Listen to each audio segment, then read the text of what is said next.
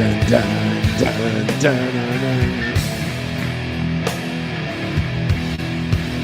he comes.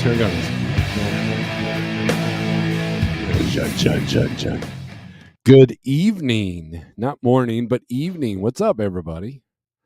Let's get rid of this. What is up, everybody? We are live Saturday night. And got the flickering screen here. So let me fix that. That's going to be it's not flickering on your end, but it's flickering on mine. So let's get a file up here and we'll show some pictures. How's that?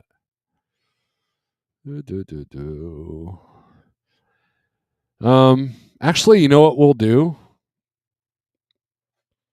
Let me do something here. Good evening. Give you guys a chance to come in here. Let's see. I don't know why that's not there. Let's look at downloads. Downloads. Videos. No. Pictures. No. There we go. Let's do that. All right. Where'd that file go? And we'll get some people in here, and then we'll do some shout outs, and then I'll put a link out if you guys want to come in. Talk about anything and everything. It doesn't have to be trucking. It could be music. It could be state of affairs. It could be all kinds of. It could be an echo chamber where we all like talk about stuff and feel good about ourselves because we're doing it better than everybody else. We could do that. There we go. Let's share the screen. All right. By the way, if you want to support the channel, I'll put the banner out there. There you go. Good evening, everybody. We are live. It is Saturday night. I'm feeling pretty good. Had a pretty productive weekend day. And look at that logo. Isn't that cool? If you're not a heavy metal person, you're like, well, that looks dumb. But if you are a heavy metal person, you're like, dude, that's pretty cool. I mean, maybe, I don't know, maybe you're a metal guy or gal and you're like, that looks dumb, Steve. What's with all the cracks? Anyways, that's fine. I don't care. Maybe I'll start a band called Snorlord. Who knows? It'll be a slow doom band. Sure. Is that still good, do you think?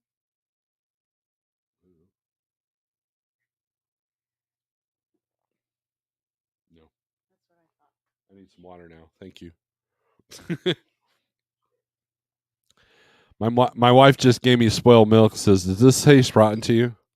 So I tried it. Now I need some water. Give me some water, woman.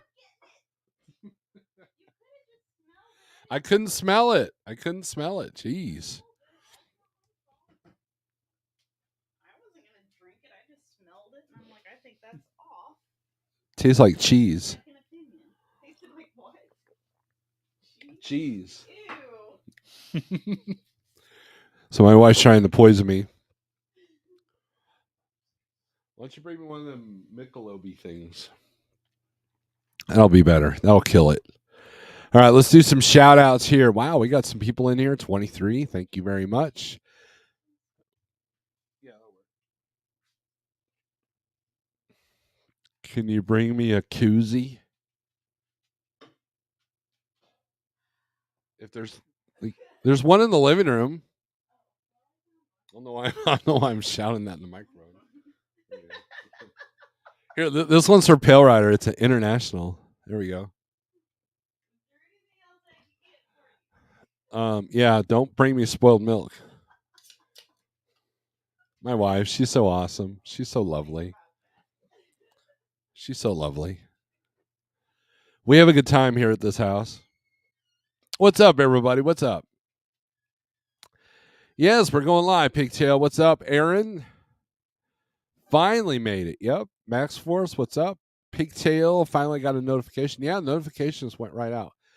Fate Trucking. Yeah. Boom. Is that how you said that? Or did you do it in that Minnesota accent? Which I don't know how to do a Minnesota accent for that. I got people texting me. Oh, that's the cameras.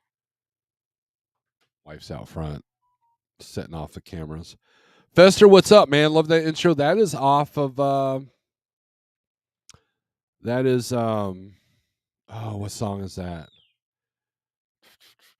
It's off the Tempest of Eternity album. It's a Doom song. It's a song I don't like. I don't like how the vocals turn out on that one, but the riffs are awesome. I believe we're going to rewrite it and put it on a Sulk if we ever get Sulk back going again. Bill, what's up? Yeah, I was going live. What's up? What's going on, Nathaniel? Subscribers. Okay, so what that is, Bill, is that only subscribers can chat. Anybody can watch, and what that does is that kind of reduces the level of trolls that you get. So don't give me a thumbs down for that, because the last time I tried doing an evening live feed, I had a bunch of trolls. So what it does is it you have to subscribe to me for 10 minutes before you can comment.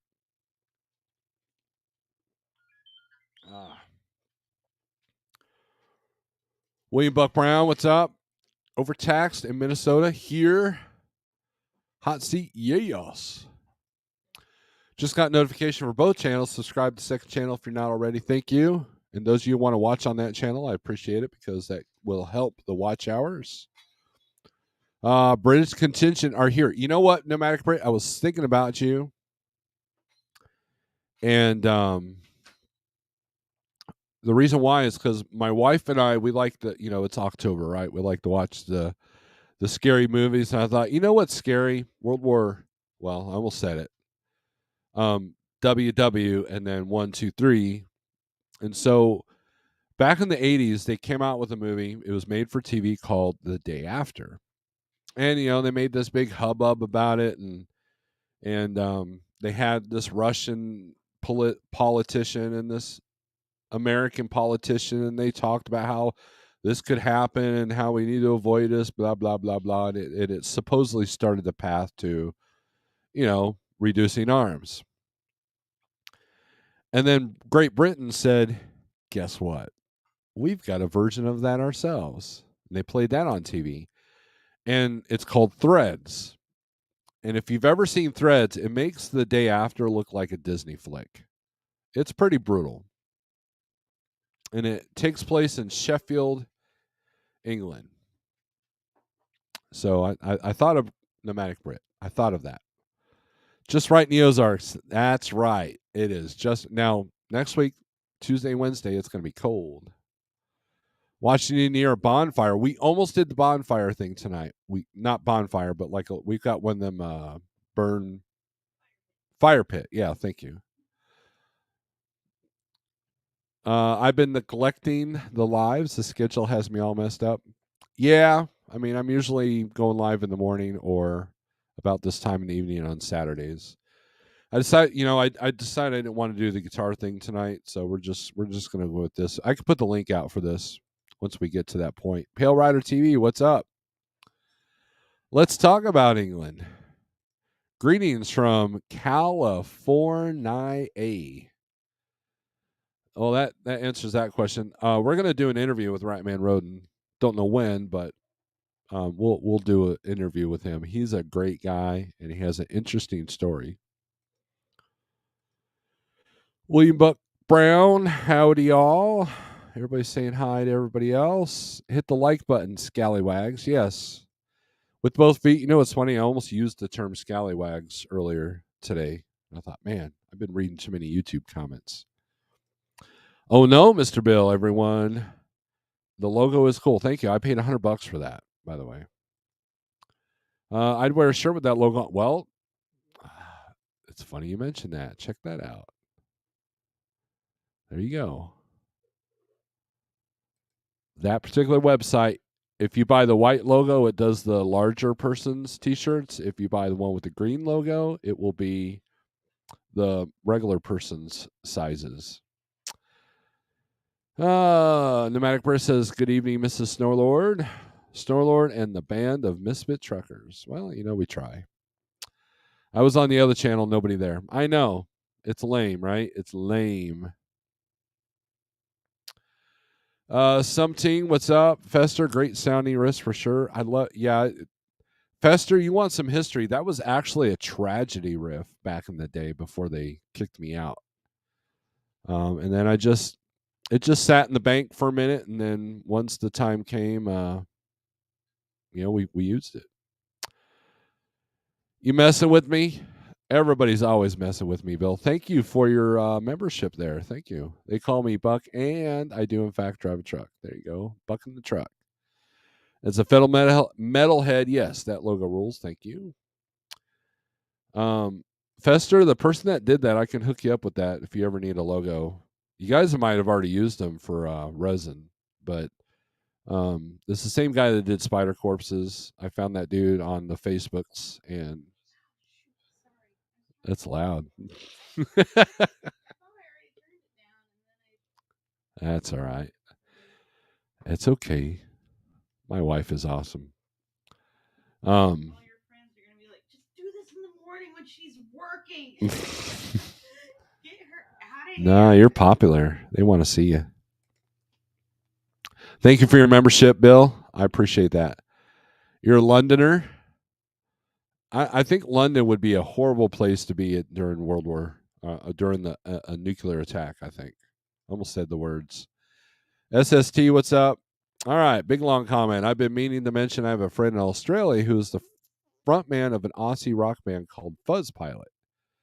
Yeah, it's kind of obvious how they came up with the band name. Nice.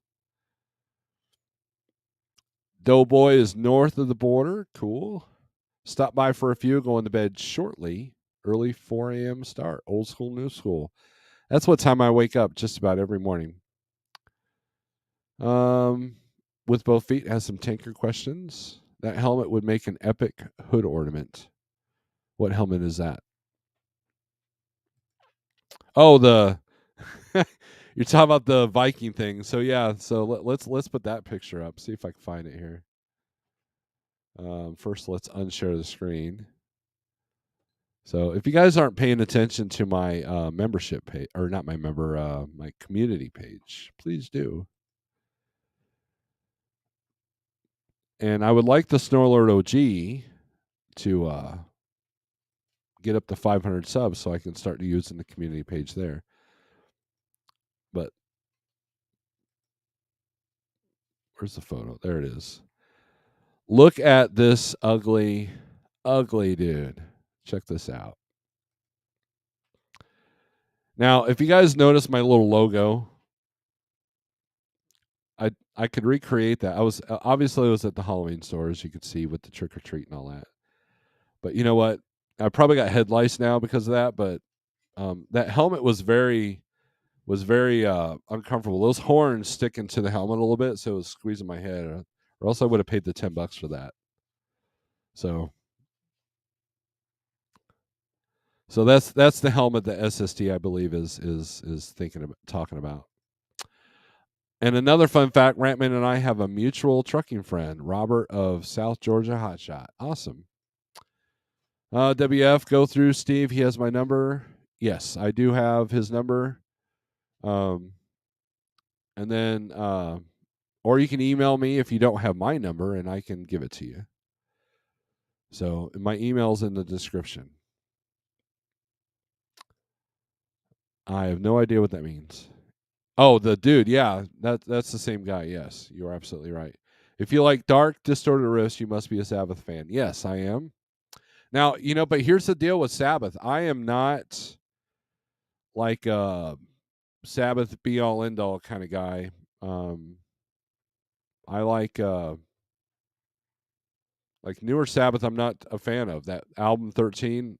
I didn't really like that, but I don't like every single thing Sabbath has done, but I like most. So, but I don't listen to it on repeat or anything like that. TBT, what's up? Let's see. Britt, is it going to be cold winter in England? I think it is. Hope you're doing well. Wheelburner, what's up, man? What is up? What do you think of my new hat here? I'm gonna join him on a Marth.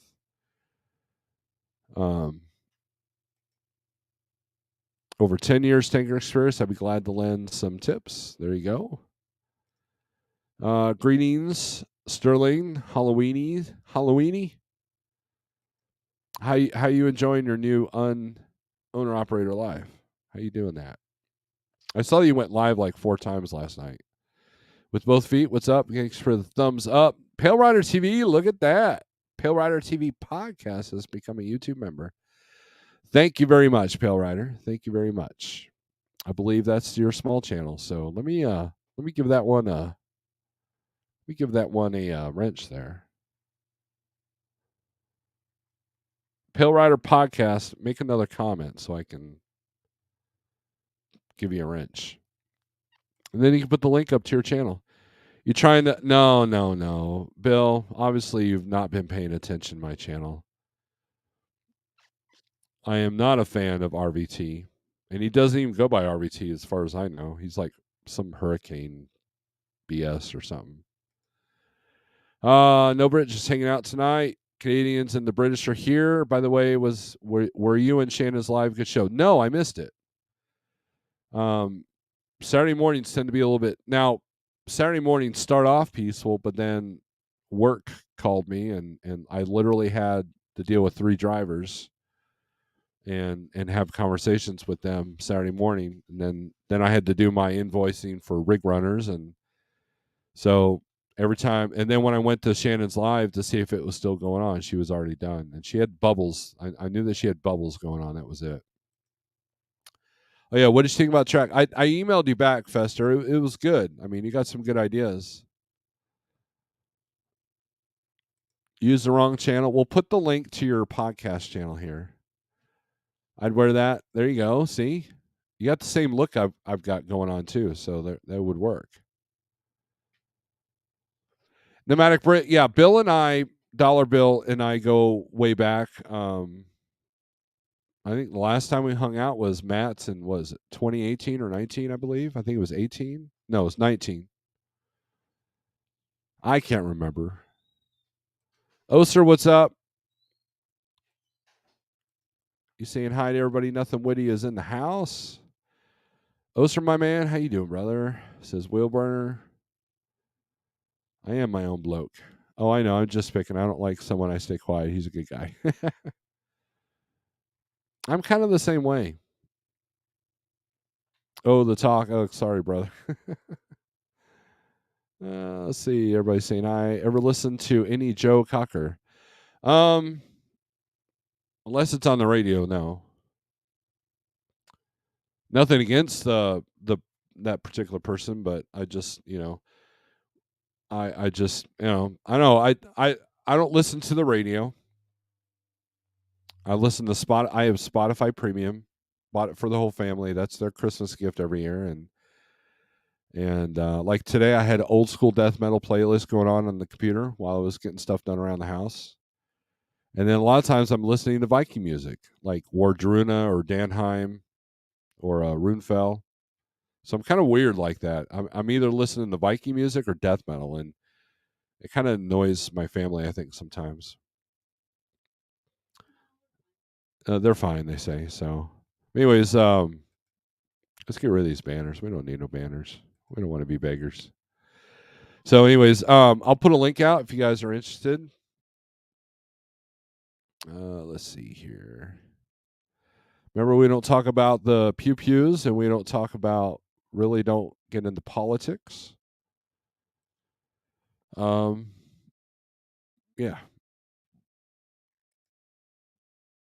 Damn, I feel old when I hear those names, right? New Gojira is really good. Do they have a brand new one out? I'm a big Gojira fan. I really am. If it's the latest one, yes, I've heard that. It's really good. The new Queensryche was kind of boring to me. Had a couple of good moments.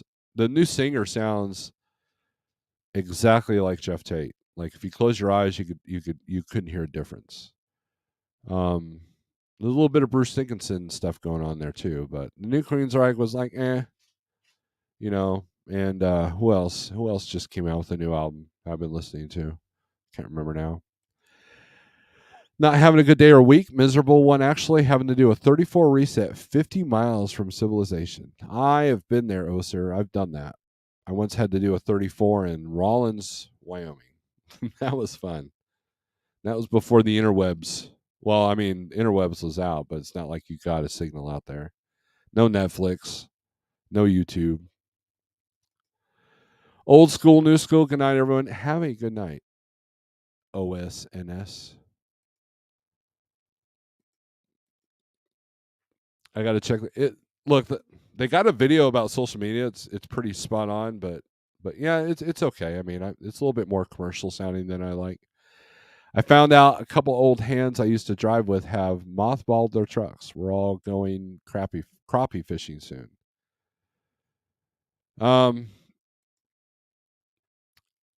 Yeah, I know quite a few owner operators that have decided to park their trucks for a minute. So I'm doing a 34 at Shipper as they are being a bunch of sissies and will not load until Monday. Well, that sucks. I hate that. Well, at least they're letting you stay on the lot. You can bobtail out and get some Uber Eats or something. Anyways, let's put the. Oh, and if I don't know you, you ain't coming in. So, and I got to be able to see the image.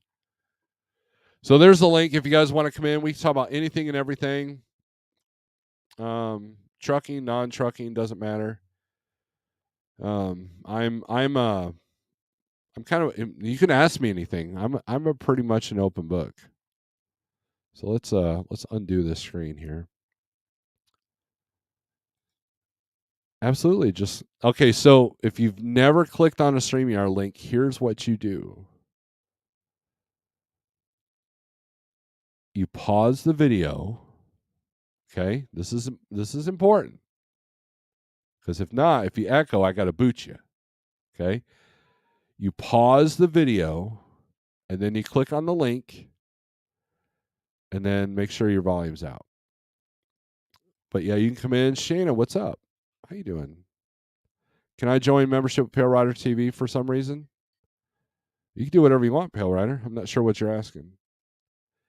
I'm in Texas at the customer waiting for my midnight unloaded appointment. I've got a driver on my team that literally 4 loads in a row has been able to pick up and deliver or deliver early. It is awesome.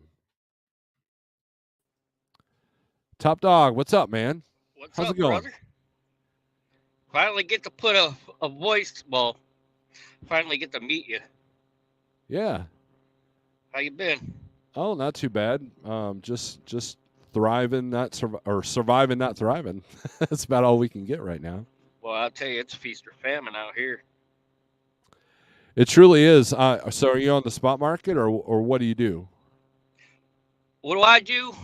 I play the spot market game, but I do have to. I got a direct customer though. Well, that's good. So What you I just do? Go ahead. No, go ahead. My bad. It's your channel. You go for it. No, I was just going to ask you. So you use the spot to fill in for that, or how do you run that? All right. How I do it is I was leased onto a company, and I got so tired of having a dispatcher dispatch me when I set my goals, and he was well aware of my goals. So, I put up with it for a while, and I said, well, I had about enough of this. So I did my authority. This was back in March, and I said, I'm going to do this myself. I did my own authority, do all my IFTA, do everything all myself. And no sooner than I got out the first 30 days, boy, what a wreck from the floor up. Boy, I tell you, talk about a learn real quick, real fast. Yep. So now, here it is now. I have a direct customer, and I work with only 4 brokers. I don't go nowhere. I stay south of 40, and I do just fine. Good deal. I mean, as a new authority, you're kind of forced to do that. I mean, look, there's a lot of new authority or a lot of brokers that will use new authorities, but you have to weed them out. And when you're trying to run a tight clock, it's hard to fill out those carrier packets.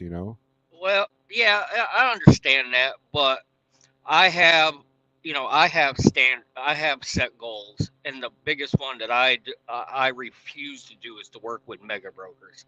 I will not, because I find I got nah, I didn't get burnt by coyote, but they were just they were just blowing up my phone every hour, wanting to know where I'm at. And I'm like, I drive a skateboard, you know. What do you want? I don't haul refrigerator. I don't drive van. I don't have a tanker. You put the stuff on my truck and I go. You're tracking. What gets me is they have an app that they track, and they still blow up your phone. Yeah, I mean, where that comes from is a lot of these companies like to outsource that, like JB Hunt. Oh, I know. I know. They I know. outsource, and Yeah. and for me, I mean that's and then Alan Lund, what they explained to me is like on Coke loads, Coke actually has the access to the fork heights, Mm-hmm. but they don't. So they just see that it's tracking. But so what I do a lot of times is I'll send them a link to our ELD since I have that power, and that helps. But if the phone rings, it's up to me whether I answer or not. So that to me, that's not a big deal. When it comes to a tight market like we got right now, it's sometimes the big brokers are the only ones that have the game in town. I noticed that on the flatbed. Mega brokers. I mean, I'm fine. I work with small brokers, and I have no problems getting the rates I want. That's good. That's good.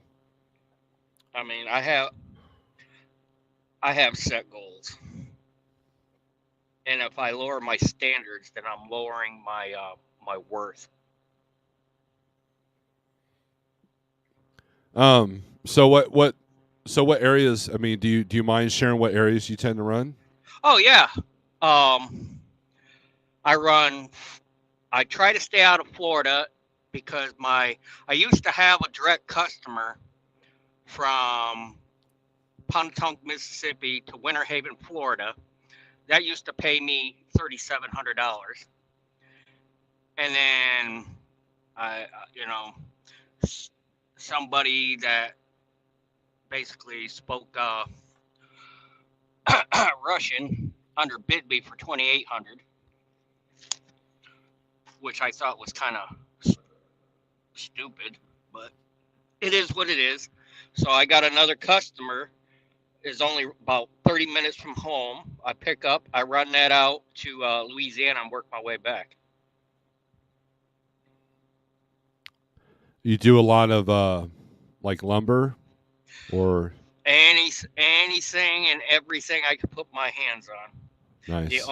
The only thing that I won't do unless if it's the last damn resort are those big coils. Yeah, I don't blame you. Coils are pretty dangerous if you. There's guys that just love it, but they do it every day. Right. And nah,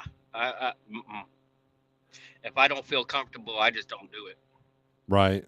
There's that video where The one showed goes through someone the cab. dropping one on the trailer. Yep, I've seen that. Yeah, that's. I I've don't know, seen man. one drop on trailers. I've seen them go through cabs. And I'm just like, no, nope. So let me ask you a question. Yeah. So if you do load a coil, do you load it suicide or the other way? I like to the other way, because not only that I'll put more chains than what's required, I'll use the heck out of 4-inch straps to go over it too.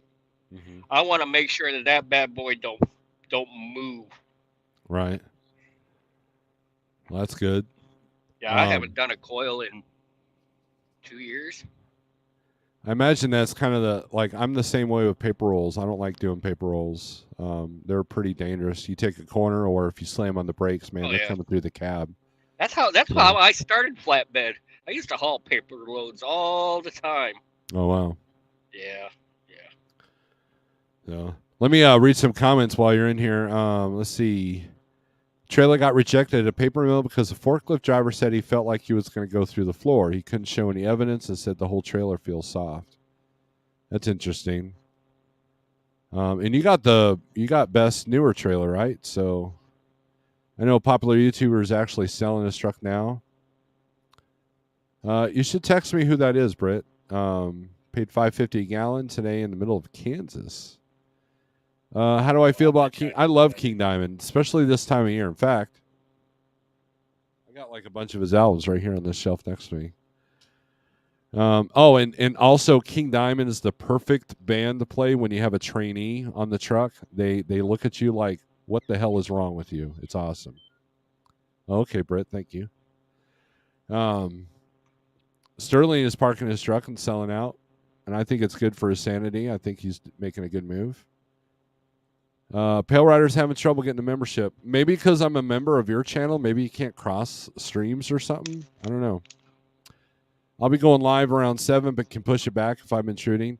You do whatever you want, Sterling. I won't see it as you stepping on me. And here in good old Missouri, it's 8:42 p.m. Keith, my mother said there's no such word as can't. Hey, hope you're doing well. Thank you, Bob. I said it's an air ride drive-in designed to protect cargo. He also rejected the guy in the dock next to me. Brand new 22 air ride drive-in has never hauled a load. Same reason. Yeah, apparently that forklift dude has doesn't want to load trucks, or he's got a anxiety issue. It is crazy. Let's see. Britt, Google won't let me join with this channel. Yes, Britt. As far as I know, Tanker is still doing well. There's no let up with that.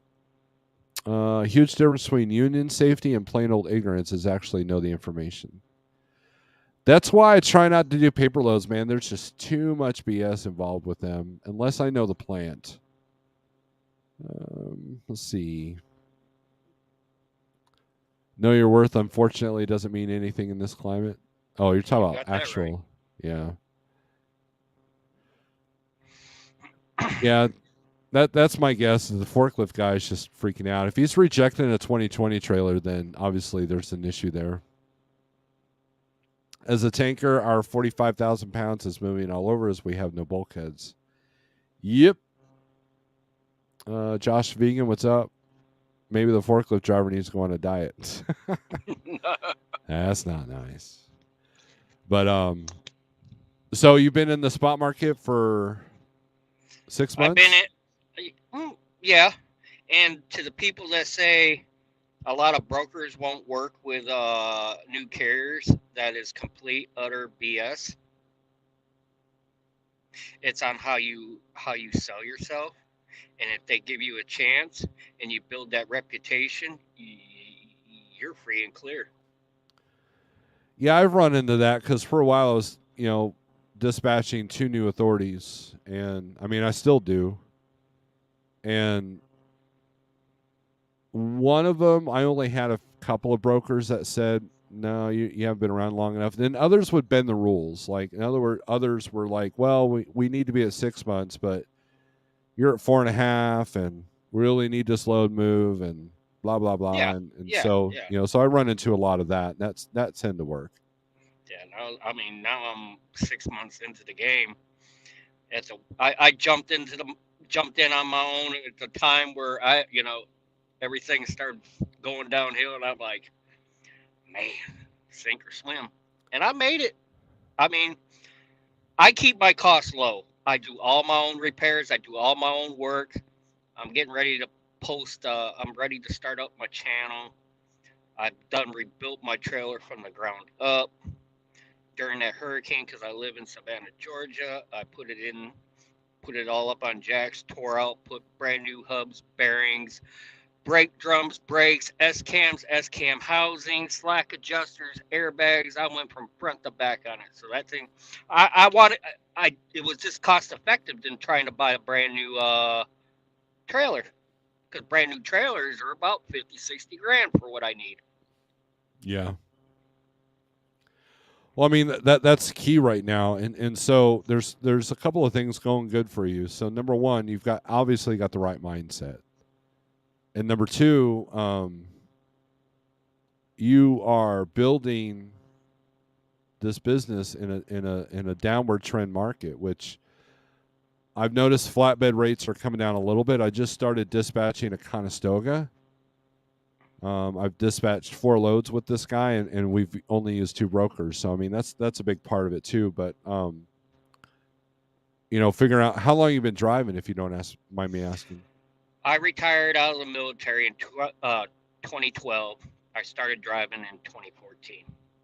Oh, okay. So that's enough time to know your lanes and figure stuff out and know the country and so yeah, and I've noticed that every single person I know that's in the trucking industry that is ex-military does pretty well. My dad was a Marine, so he did very well in trucking, and it's We're like used to being alone. Yeah, you're used to being alone and you're used to discipline. I mean, and that's what it takes out here is discipline. Mm-hmm. There's only one person I know that's ex-military that doesn't do well with discipline and all that, but I won't mention their name. But it's that's a big part of it, and so nothing is as humbling though when you learn that self-dispatch isn't as easy as you thought, right? No, because when I got my truck set up as an office, I got my little Wi-Fi device, I got my printer, I got my laptop, I got an iPad Pro, I got my phone, I got my uh, everything self-contained. I carry all my sensors in my spare box. I carry spare parts. I got a toolbox. There ain't nothing on this vehicle I can't fix. What kind of truck do you have? A 2019 Freightliner Cascadia with an X15. Wow. Okay. Cool. That's a rare Freightliner with a Cummins in it. Well, it was special ordered. Nice. I see. I hear you. Well, cool, man. It sounds like you're figuring it out, and if you can learn how to survive in a down market, which flatbed's not too bad yet, but I did notice that I was trying to get a truck out of Wisconsin, and there was remember I called a broker on a 4-stop Bobcat load, and they only wanted to pay $1.80 a mile, and it was going to a worse area. I couldn't believe it. It was multiple stop. It's like going to Florida. Yeah, it's like, yeah. What are you doing? I know those loads. Yeah, I know. Yep. So they I'm pay $3 a mile. Yeah, and it's interesting, right? And so I'm figuring things out. I'm an adapt and overcome type of person. So, but we're primarily, like I said, we're on our 4th load. He's going up to New York, and then from New York, I got him to Chicago, and and then we'll just kind of bounce around like that. So we'll see. Yeah. What lanes have worked the best for you, if you don't mind me asking? Or are you just like all 48, don't care, just go where the money is? I don't. If I told you, a lot of y'all viewers are going to think I'm stupid, but it works for me. We don't judge here. I work Georgia, Alabama, Mississippi, and Louisiana. That's not stupid at all because I played a short game. Yes, I did very well with the first flatbed I was dispatching. It was a new authority, and he had a 500-mile radius, and we were getting good money per day, just running lumber and crane mats, and just different construction stuff back and forth. And the load volumes out of Mississippi, Alabama, and Georgia are crazy with the flatbed. It's insane. And so I think the furthest north. But coming out of, let's say, Savannah, rates in Savannah just suck for flatbed.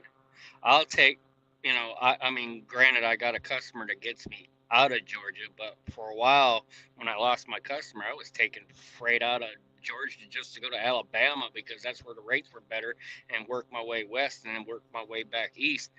I was taking stuff for like $1.80, and I'm like, if you go up north, you're taking a chance of really shooting yourself in the foot. I tried to work the East Coast or the Southeast, but now I'm just staying at the Southeast because it works for me. Right. I only get, I average about 7,500 to 8,000 miles a month, and I'm making about 20 grand gross a month.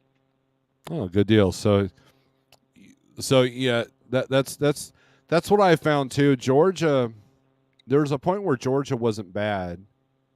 It's oversaturated. Yeah, it got oversaturated. It's almost like it was overnight too, especially after the Mhm. hurricane, because everybody's And those flying hurricane north from loads, Florida. and these brokers with these hurricane loads are so low ball and so bad. I just don't go to Florida anymore. There was a time where if you were in the spot market and there was a hurricane, there was money to be made.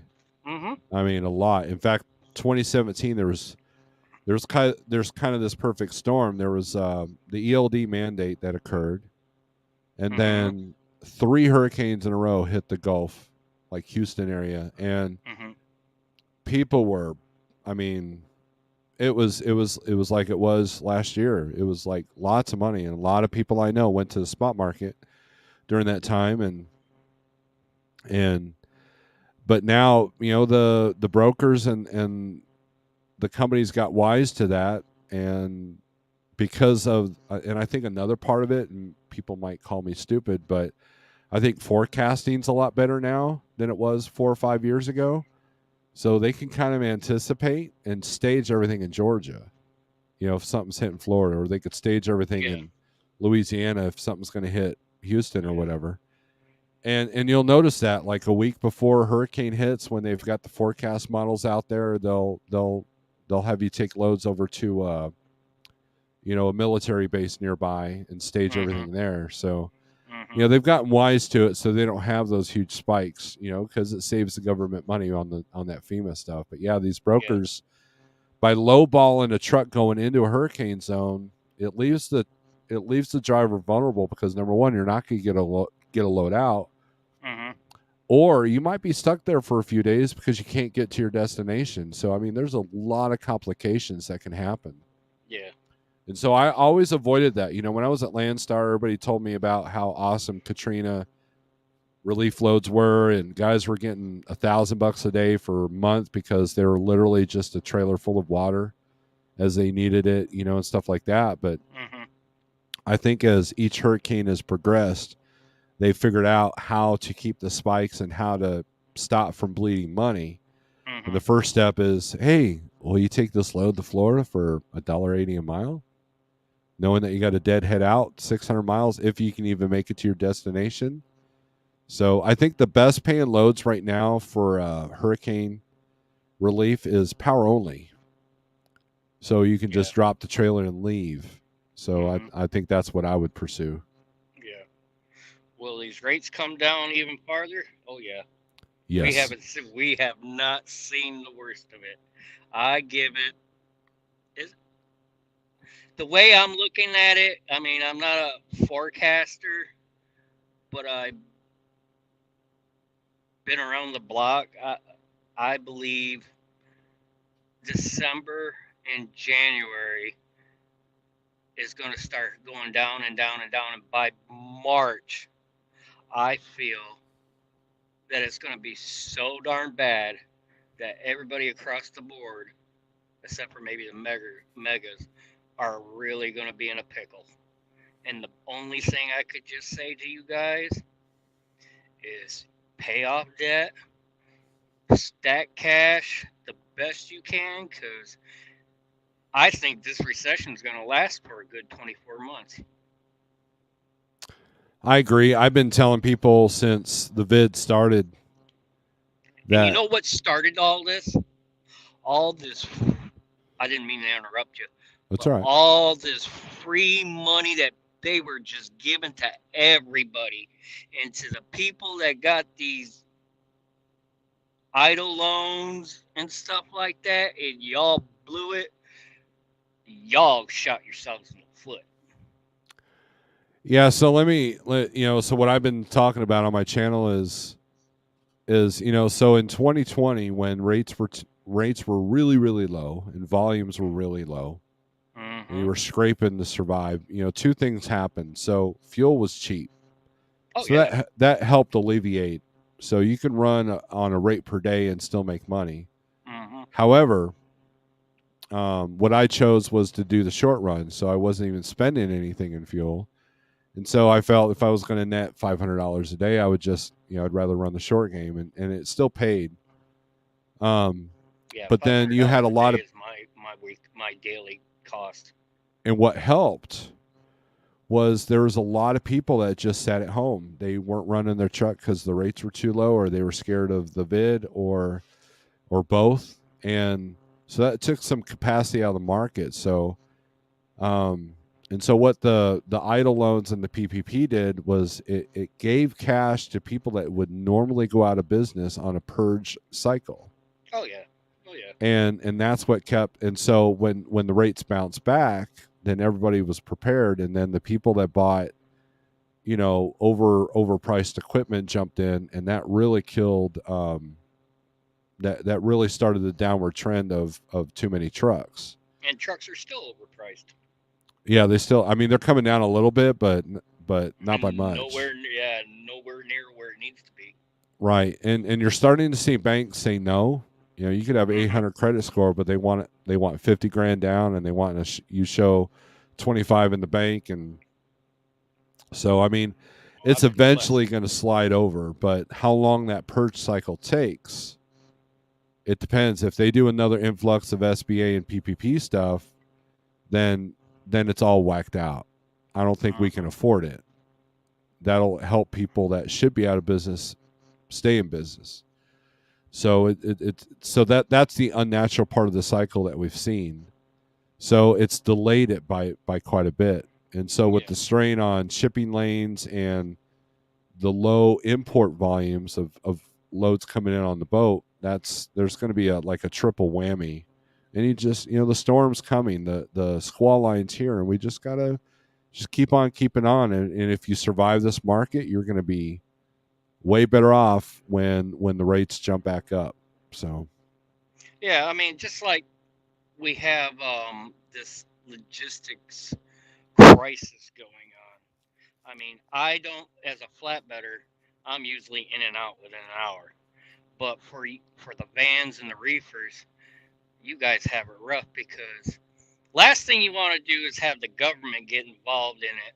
But boy, I'll tell you, some of these places, grocery warehouses and stuff, letting you guys sit there 3, 4, 5, 6 hours, and the hands are tied, and it's just like, something's got to be done. There is, I mean, the biggest part is nobody wants to work. Right. But if you cut the freaking head off the snake from the government flushing people with all this money for sitting on their backside, everybody go back to work. But we still have this logistical issue of, why is it taking so long? If you got an appointment and you made that appointment, you should be in that door and getting unloaded. But I keep hearing stories that why even have appointments? Well, sometimes appointments are just a formality, so they don't overbook how many trucks in a day. What's up, Stuart? How you doing, man? Not too bad, man. I actually I want to talk about something. But I let you guys finish.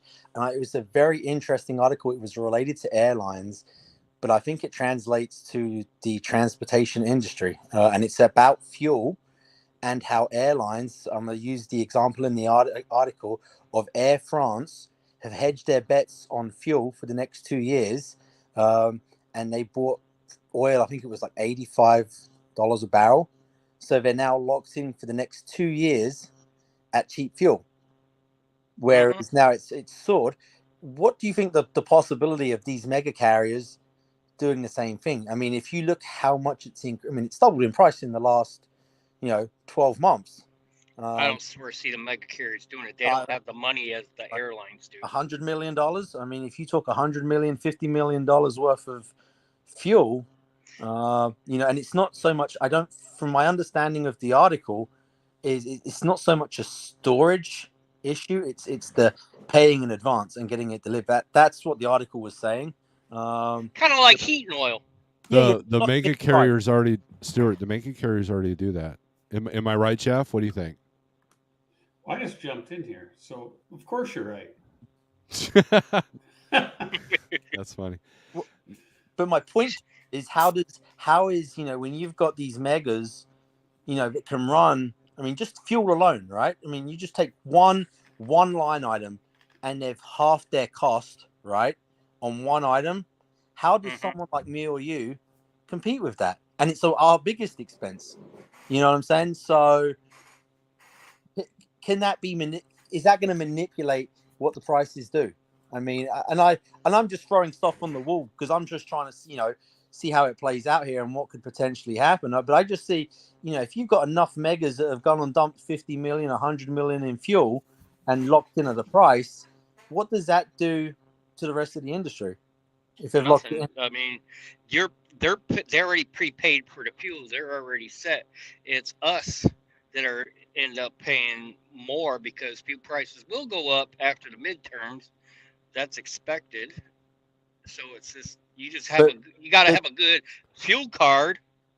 I don't think it makes a difference, Stuart, and here's why. Mhm. And I'm going to bring Britt in here because mega carriers only account for 5 to 8% of the industry. So all it does is give them an advantage, just like they get the trucks at a lower price. I know that they're paying like probably about $100,000 for each truck, and they have pencil pushers whose sole job is to minimize their costs as much as possible, and the fuel is just a big part of that. So I don't think all it does is, and I've told people this, that if you're a small business owner, you better have your act together because no one's going to help you. And the big, you're going against the big guys. You're in the big leagues, and so I don't think it'll make an effect as a whole, but they definitely do have that advantage. But like for example, the Schneider IC they're seeing only 7 cents a gallon right now. Isn't that true, Britt? Yeah, if I can say on that, with regard to fueling at Schneider, now we've shut down fueling at Indianapolis, Atlanta, Houston. They're closing a lot of them, so there's not a lot of depots now. What do you call it, OCs, that you can pick up fuel.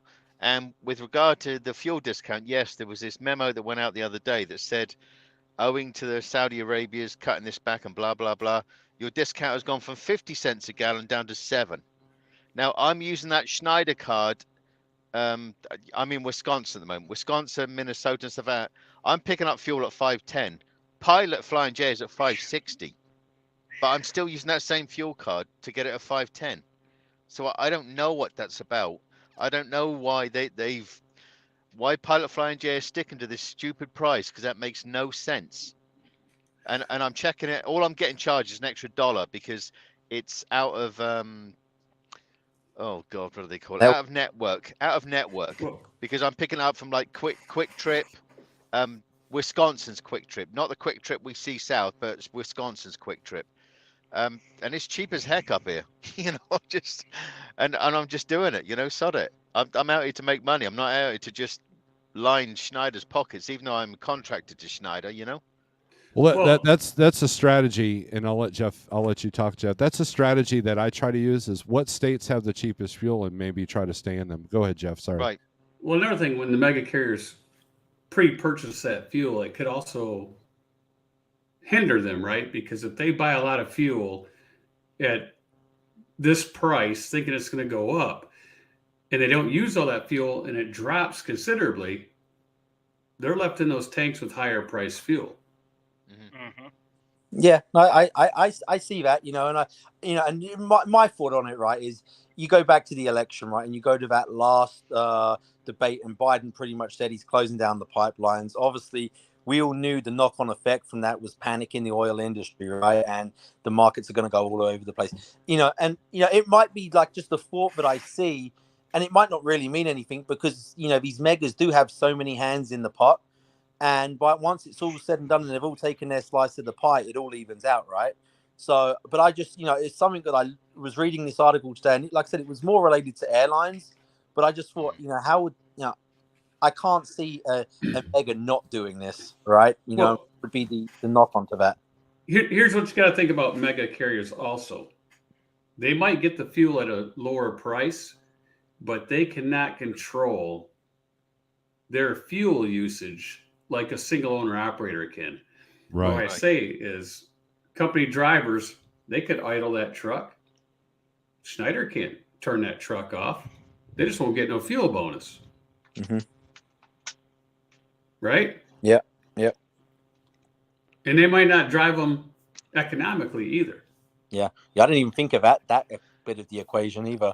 That's I had this, I had this discussion the other day when Spectre said that, and my belief is that me as a contractor, I'm more controllable by Schneider. A company driver, you cannot control fully. That truck might break down, and like Jeff just said, they can idle it, they can do a whole 9 yards. That's what I was getting at. With me, I'm a contractor. What they pay me, that's it. The rest of it is on me. But Right. a company driver, you could tell them to turn left, they're going to go right. There's so many other factors that you think you control, but you don't control. Yeah, I think the confusion was control and responsibility. You know, what's the Right. company responsible for? What are you responsible for? And then control. I mean, they're different. You know, it's different terminology, right? You know, but Right. I see both sides of the coin, right? Someone that is paying the fuel bill is obviously going to be more responsible in the way they drive the truck because it affects them directly. Whereas, John Doe in the company truck, he's all probably 9 times out of 10 about miles. He just wants to get as many miles as possible. Exactly. Yeah. Whereas me, I'm clinical. To them, I'm clinical. That's what they're going to pay me.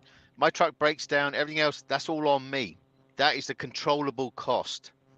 Well, I know when I was a Well- company driver, if I was uncomfortable, I just idled the truck. But I mean, they gave us APUs, so really wasn't an issue. But I remember one time the vice president said, "Hey, if it's hot, don't idle." And it's like, screw you. But then, as an owner operator, I've sweat many times with the windows open, killing flies that jump in the truck because I didn't want to pay, I know. $5 an hour to idle my truck. I know when they said to me about the first 6 months bonus, but I did 6 months as company driver with these guys, so I only had one shot of this bonus. God damn, I might as well have died out in Texas. I could have died. It was like, you can't do this, you can't do that. I was sweating my nuts off. God damn, I was just Heat stroke. so. I Jeff, couldn't be you're doing going to say that something? stuff. Yeah. And another thing that a small carrier can do that the mega will not do is I was talking to Steve earlier today, and we were spitballing some ideas. Well, we can change some things on percentages and things like that to help out the contractor. Yep. In times like this where the megas, they don't care, right? They just don't care. All I would say, which is something I've not seen until probably the last few months, is Schneider is actually bending on rates. They are lifting certainly on tanker. I can't speak for dry van, I can't speak for flatbed, I can't speak for intermodal. But on tanker, our rates have gone up. And even though we're a very small dynamic to Schneider, I think us contractors is about 60 of us on Schneider's tanker division. We are the way smallest contract division. But with this, going back the last few months, the rates were going up and up and up because there was such an uproar from tanker drivers that had lease payments and all this big overhead that were getting sucked into a big mess, saying, I'm going to throw my truck in next week, even though I've only been here for this time. And Schneider was trying to control it because lease purchase is such a big part of all these big companies. It's a part of their money making system. They don't want to lose that avenue of stuff, so they work with it. But I have seen and I've been talking to Bob and stuff out who's in charge of bulk, and yes, they are bending things to try and make it work for these guys to make money. Right, Brett. I mean, I've been approached to do lease trucks, full maintenance lease, and things like that. Right. And I decided not to do that. But Steve was talking about it earlier, and I might look into it. It just depends, but I guarantee you, I wouldn't charge the prices they're charging. Oh yeah, but I mean that's just them, and they will buy a truck cheaper than you could ever. But Right. that's how that profit machine works. Well, it's a big profit machine for them. Right. I'm sort of surprised that the Met, especially like you talk about Schneider there bending a little bit. I see my or my mindset is I see them doubling down and being real tight right now, because you figure you got all these smaller carriers or smaller guys which just, you know, they never manage their business correctly. They go back to a carrier, and so now these carriers now have an influx of people, right? Because, you know, that what's the next thing that a truck driver does? Well, he turns in his truck and goes back to a mega or you know, a bigger company. So, you know, now they have an influx of people. So that Yeah. would, you know, they would double down on their rates and whatever else, right? In my mind, that is what I think. Well, but here's the deal with Nomadic Brit is that he's a tanker driver. He's that there's only 60 people. I mean, think about how big Schneider is. Mhm. There's only 60 people doing what he does. That's why they can do that, because they can't afford to lose and train, you know, lose the people they got and train new people to keep the contracts that they have. We normally have about 110. Oh, good lordy. We are way down. But what I will say to that is with regard to Schneider, you know, and Jeff would know it, their van is a non-profitable division. Chemical, like me, our profit allows van to go out and just destroy the market. That's how it works. Chemical is the most profitable division of Schneider. Wow. Dry van makes absolutely next to nothing. But because of our profit division but then company drivers is about 800 on tanker. We are a very small contract division of the Schneider group, but our tanker division, contractors and company drivers are the big profit of the company. And that's what allows these dry van guys to go in and smash up your market, you know? Do they do refrigerator? They've started getting reefer, and they used to, they used owned a to do flat, it. they owned flatbed, and then they dropped that off, and that became, what was that flatbed company that's around now? Schneider sold off their flatbed, which was those purple trucks, the flatbed.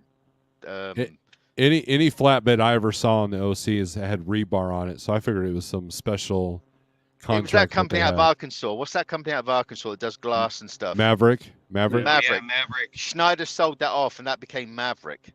Oh, sure. But under that law, they couldn't do anything for X amount of years. But now Schneider is now revamping. Now they've got a flatbed division, a dry van division, refrigerated division, tanker division, intermodal division. They tried getting into fracking, but dry bulk, but that went nowhere. So they bought a ton. They spent a ton of money. Then Schneider is relentless. They will buy something, and they have no problem spending a couple of $100 million and then shutting it down. That they are, and if they're doing it, that tells you what's coming. When they shut down certain different things, that's what's coming, you know? Yes, they're always about a year or two ahead of the curve. Right, and you need to pay attention when certain divisions shut down or diverse or whatever, and that's how Schneider operates. That's why they're a $4 billion a year company. I'm going to answer that question that's on the screen or that comment. Mhm. Schneider does negotiate on their van loads, but here's the thing. You have to haul a lot of loads for them, and you have to have a representative that you can call that works directly with you. Yep. The experience I had, so I think I know what Oster's talking about. So there's this one gal, I can tell she's of Asian descent. She will not negotiate. She's like, this load's going for $1,214.83. I'm like, well, can you do 15? No, $1,200 more.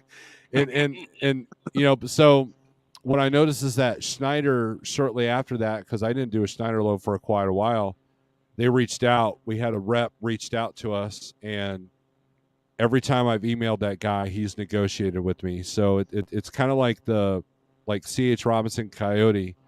If you've got that guy or gal that you have a direct line with, that's the person you want to negotiate with. They have access to all of it. Whereas like TQL, they don't give you a carrier rep, which is kind of annoying because a lot of times they have some good loads that would work.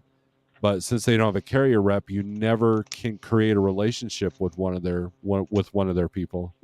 Right. And if you haul a lot of loads with a broker, the negotiation power is there. Yeah. Right. I mean, I can't speak for any other division of Schneider. You guys worked vans, so you would know how it works. I don't know how it works.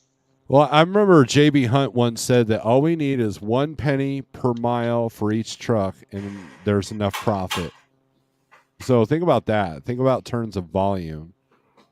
And they have people that their full sole job is to push the pencils and do the math and forecast what's going to go on with the equipment, what's going to go on with the rates, what's going to go on with, like the California AB5 law.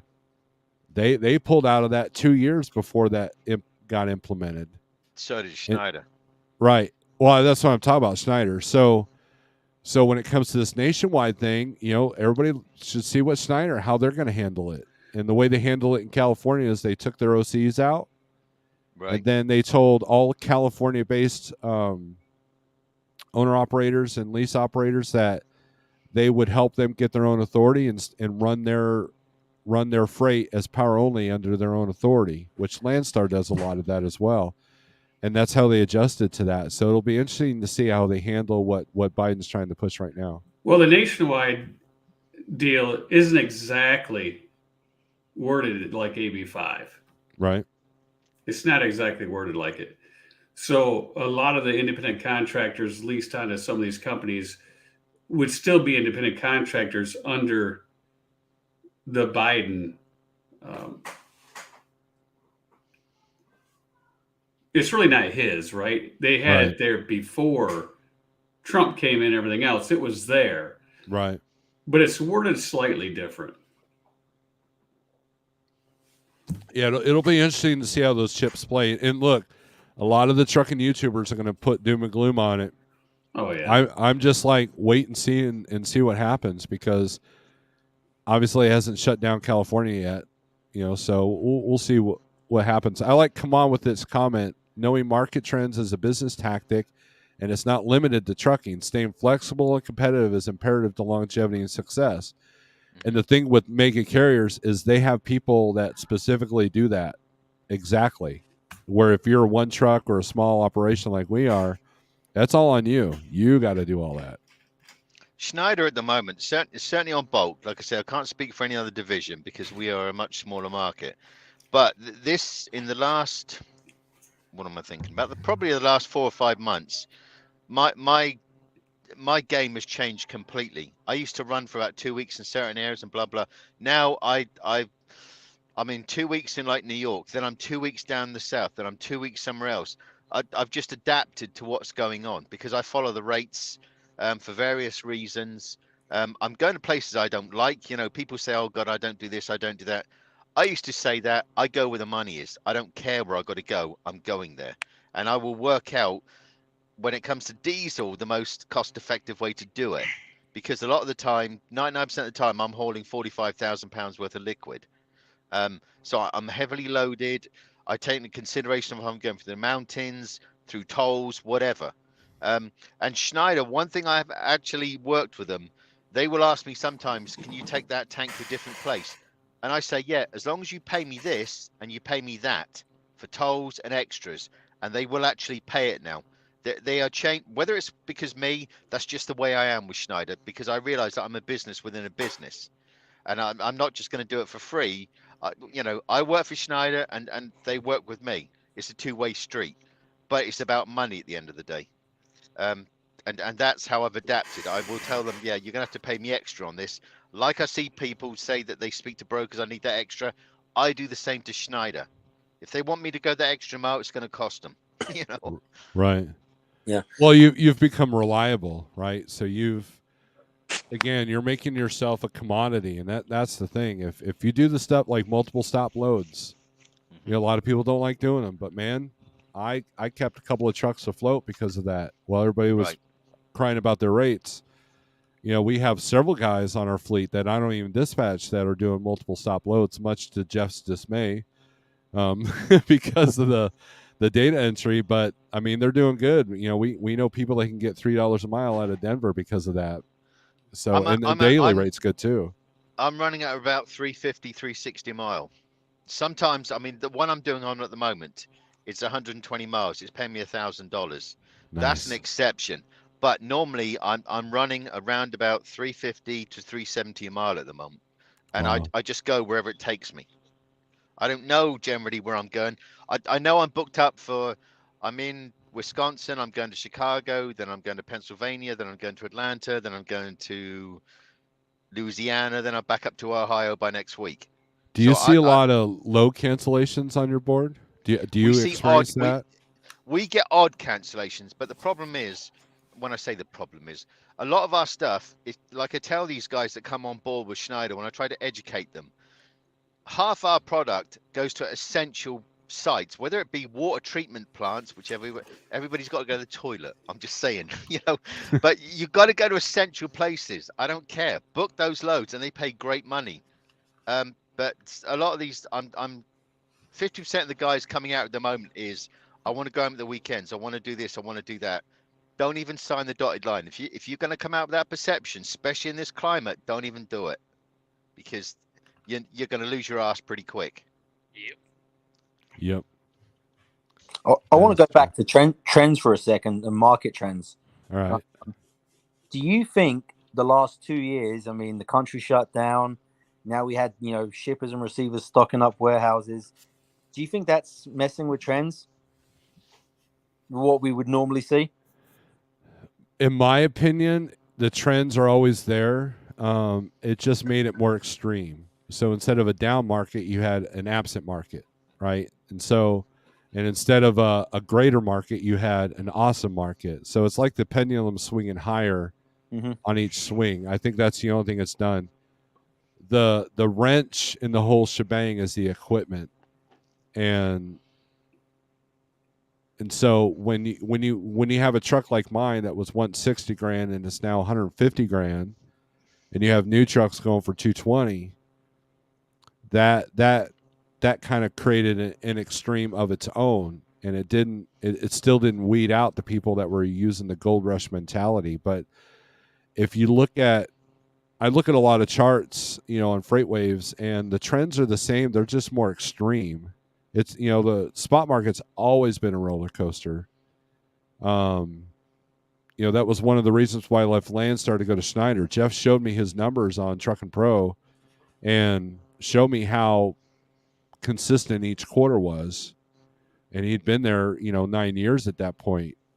And that appealed to me. So I did that. So when I came out in the spot market, I knew that I had to kind of create my own consistency, because it was going to be a roller coaster, except that every single cycle it seemed to be, more extreme.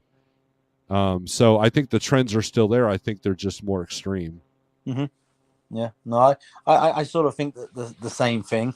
And I mean, I know when I sold my truck, right, the produce season was starting, and I just didn't feel like it didn't seem there was nowhere near as that rush as there was maybe the year before or the year before that, and that's why I asked that. If you take them certain times of the year where like in reefer, you want to be in certain parts of the country just because it's going to be, you're going to kill it, right?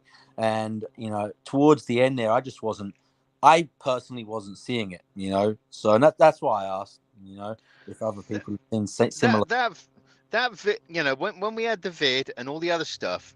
Now I started on contract with Tanker in 2016, and nothing over this time right till now, nothing has changed anything. We didn't feel any impact. So that vid and all the other problems seems to impact van, reefer, or flatbed. So if any of those three different divisions can say any different, that's the only people it impacts. It never impacts Tanker. We've never had anything. Yep, that is absolutely true. I've got several friends in the tank division, or a tank platform, and you're absolutely right. I just wonder why has it affected van? Why has it affected reefer? Like I said to you before, Steve, I always assume reefer everybody eats. Why would that be quiet? But it gets hit, and flatbed. Again, I don't know any flatbedders, so I can't speak for flatbedders. Well, with flatbed is basically like with van, they haul dry goods. People, warehouses been stocking up, and now, to me, I think it's an economic warfare between America and China, Where reefer, you got to eat. Where where flatbed, there's always a demand because you either got construction or you're going to hardware stores to drop product off, or you're going to distribution centers for like Lowe's or Home Depot and dropping them off. It's constant with us. I mean, I've noticed rates to go down, but not very much. At least not where I run. Well, Your reefer, here's my your theory. reefer. Here's my theory. So you can be fresh out of CDL school and go run a dry van. You could be fresh out of CDL school and run a reefer. Mm-hmm. If you come fresh out of CDL school, you got to have training for flatbed, and ain't nobody gonna put you behind the wheel of a tanker truck with a new CDL. I mean, if that'll be far few in between. So it's a matter of simple supply and demand. There's way more vans than there are tankers because there's way more skill involved than the tanker than the van. So that's a big part of that.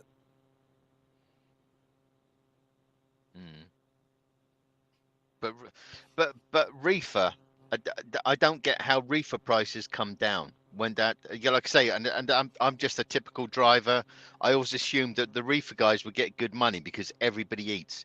I never understand how reefer rates go down. Well, Well, you got to look as restaurants, right? People don't eat out as much, right? People are a bit more cautious on what they're spending money on their, on their food. People jump from when the vans bottom out. The next easiest step is to buy into reefer, right? They see the better rates. Oh, this is just like van, just to control. Let's jump into that. But there's not just one answer. There's a multiple of factors. I believe. Another reason people don't want to do reefer is because it's sometimes ungodly hours. But if it's a matter of surviving and making the money you was before, well, maybe going to a dock at 1 o'clock in the morning isn't such a big issue anymore, right? So See, and that's it's half also the thing. seasonal. That wait time. Yeah, That's what seasonal. absolutely blows my mind. Whether it be your dry vans, your reefers, and all that lot. Tanker drivers, 99% of the time, like the places I go to, I offload. I'm in and out within an hour because they just say that's the tank over there, and they leave me alone. Or if I go to a plant, they'll be offloading me, and again, it's 45 minutes. I'm out. But when I hear stories about you guys having to wait there for like 12, 24 hours, I'm thinking, oh my God. my biggest issues with wait times are not were never at the food DCs. It was always at, say, like the producer themselves. The USDA needed to be involved, or it was at Tyson and the USDA inspector needed to inspect the chicken. It was never an issue getting unloaded. For me, it was always the loading side, and it was always, regulation, that the food had to be inspected by someone, and the government, they only work there, these USDA inspectors, so many hours a day. So, but it was actually, there was other reasons I used to get held up, and it was usually on the loading end, which was my biggest issue. It was never so much at the receiver. I mean, most of the time, if I ever went to a Walmart or something like that, they were begging for the product, like, in and out. They were literally taking it off my truck and putting it on their trucks to go. It was run that tight, and it all comes back down to just the regulation from the USDA and stuff. Well, there's more responsibility with reefer too. I mean, you can't, if you have a frozen load that gets up to 32 degrees, you don't want any Joe Schmo doing that. So it's all supply and demand, and as Jeff pointed out, it's seasonal as well. Right. Yeah. And if you have any bad weather where the produce season is hampered, where they didn't get the crop that they wanted, that just puts more supply of trucks and less demand of the freight. So your rates are going to go. Yeah.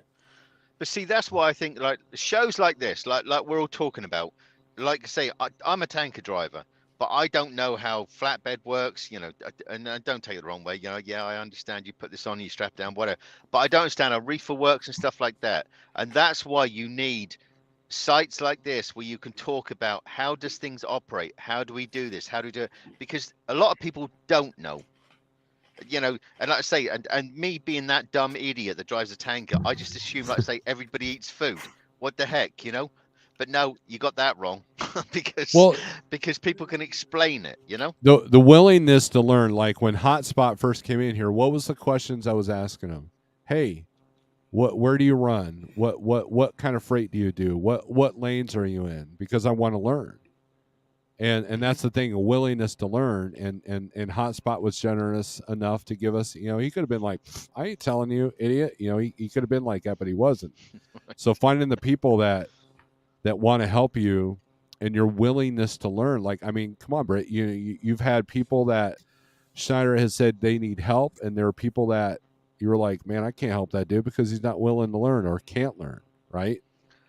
Yeah, I get a cross thing of that. I mean, that's why, like on my site, my videos are based on just trying to help these people, because that was one thing I realized. When you come out here, you're sort of thrown out there after these 2 weeks training, and you're let loose with pressurized air, hazmat, flammables, acidic, and everything else like that. And they wonder why we get issues, I've never had an issue in all the years I've been with them, and I don't tend to start now.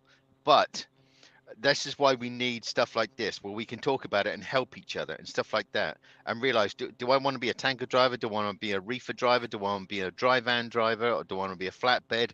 And I think if we put things out there and how it works and tell the truth, how it all works, people make decisions based on what we say, Right, Brett. When times are hard, people move, right? They move from company to company, thinking Right. it's better over somewhere else.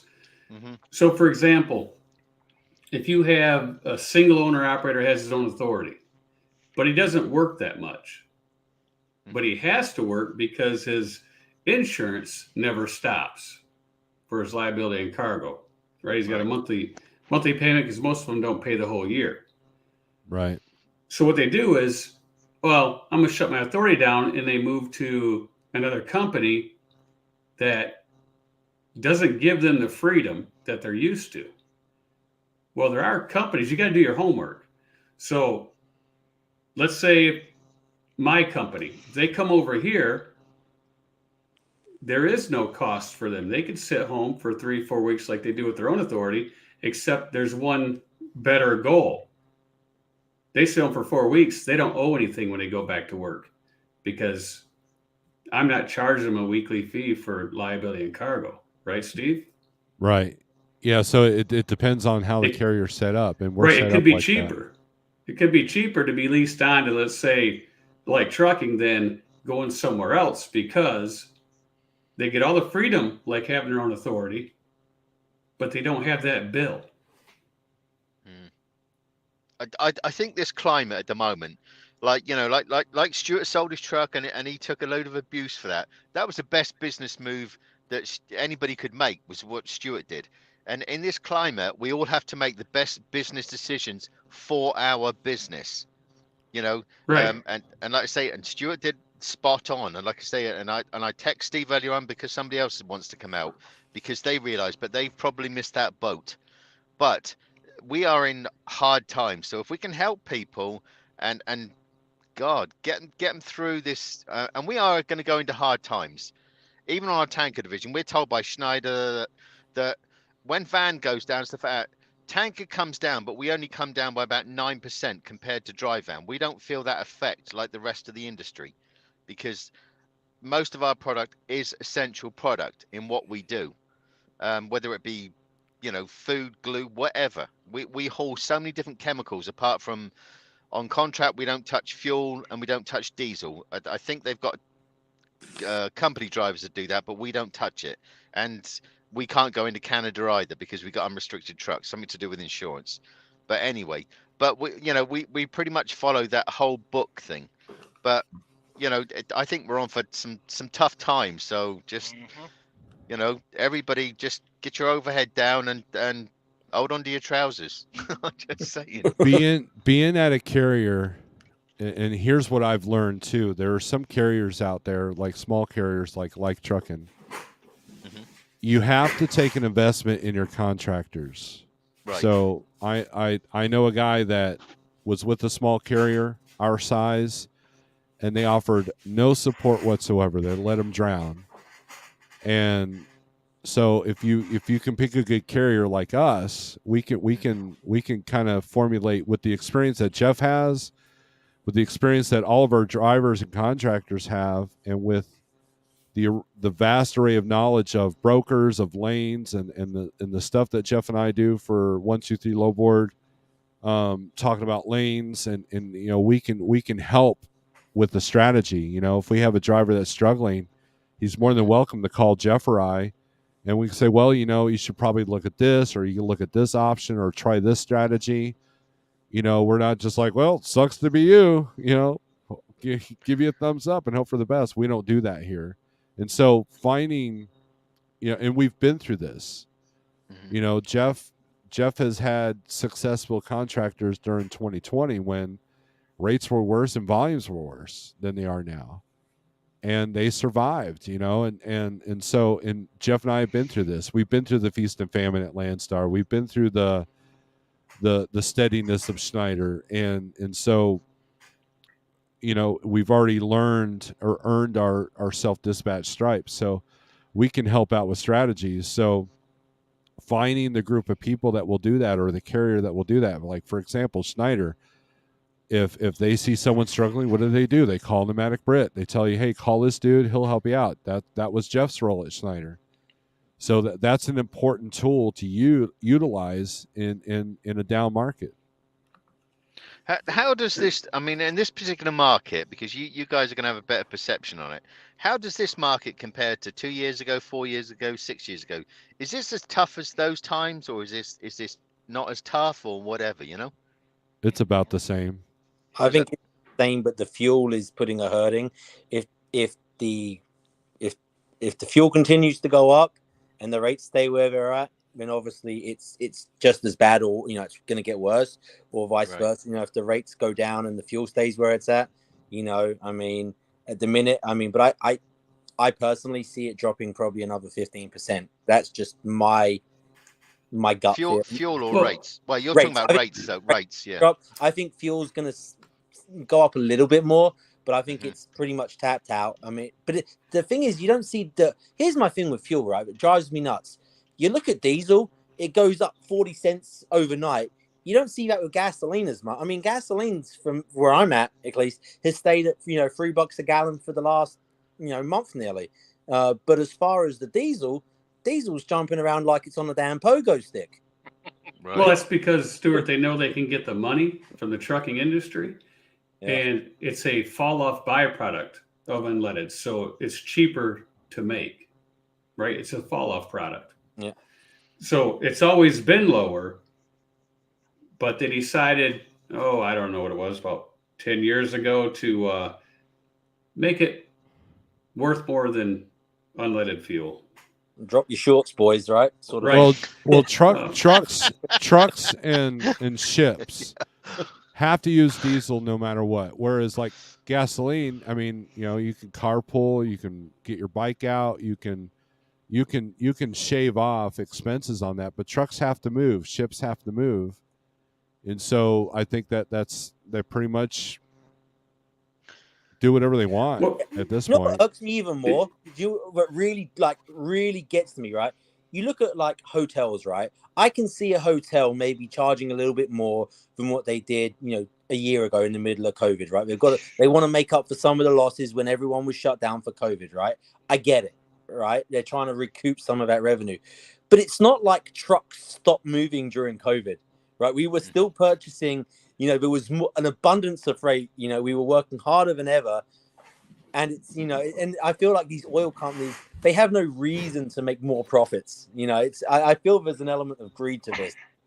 Corporate greed. I agree there, Stuart. But, a lot of people, if they weren't driving as an owner-operator back in the early 90s, where it was 80 cents a mile, around 90 cents a gallon for diesel, and your truck's got 5 miles per gallon on a good day. If you take that 18 cents off of 80, you're at 62 cents. And your truck notes were anywhere from $1,500 to $2,300 back then. Not too much different than today for the guys with used trucks. So if you look at that, point is still not as bad as the early 90s. Why do they as well? When it comes to like they look at what dry van does and flatbed, why do they never look at tanker when tanker is fuel tankers, chemical tankers, pneumatic tankers, which is it's a very broad range of what we cover. You know, we cover liquid, pneumatics cover powder, then you get the fuel tankers that cover obviously fuel.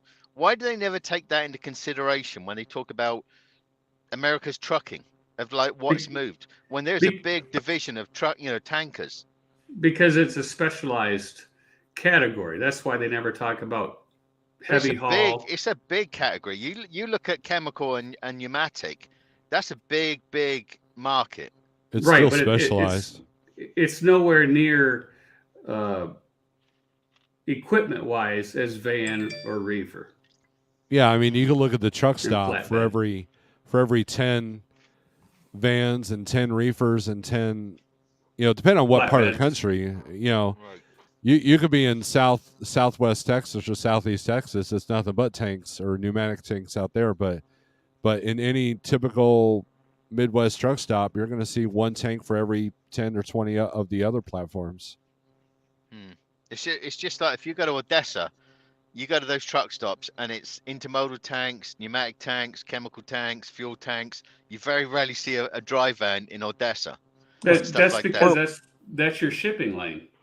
I know, but I'm just saying. But I never hear the conversation as how much, it's like how busy dry van is this week and stuff like that. But we haul as a tanker group, pneumatic fuel and stuff like that. We haul a large amount of product, an awful lot of product, but it's just never considered in figures, Food grade tank is big too. I've got a buddy of mine that does that, and he'll take a load out to Cali and then deadhead back at least to Dallas, and it pays that good that they're still profitable doing that.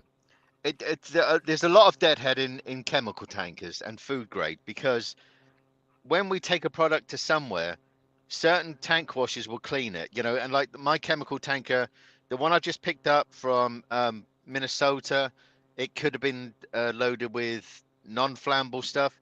It gets clean. That's why they got no baffles, so they can maximize cleanliness in these tanks to get every grade out of it. Because the next load, which I'm doing, is 5,000 gallons of flammable liquid, and you can't have that cross thing, So these tanks with food grade and stuff like that, we have to do a lot of deadhead, Miles. Same with pneumatic. I think there's probably a lot of deadhead with pneumatic. Well, the other element to your division, Britt, is that it's more dangerous.